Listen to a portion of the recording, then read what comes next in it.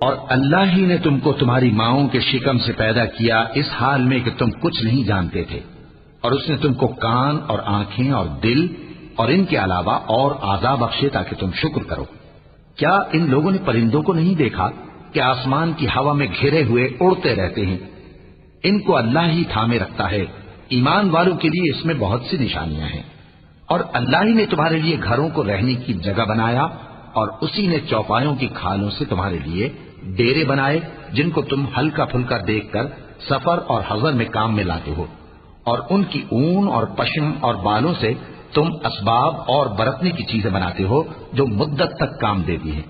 اور اللہ ہی نے تمہارے آرام کے لیے اپنی پیدا کی ہوئی چیزوں کے سائے بنائے اور پہاڑوں میں غار بنائے اور تمہارے لیے کرتے بنائے جو تم کو گرمی سے بچائیں، اور ایسے کرتے بھی جو تم کو اسلحہ جنگ کے ضرر سے محفوظ رکھیں۔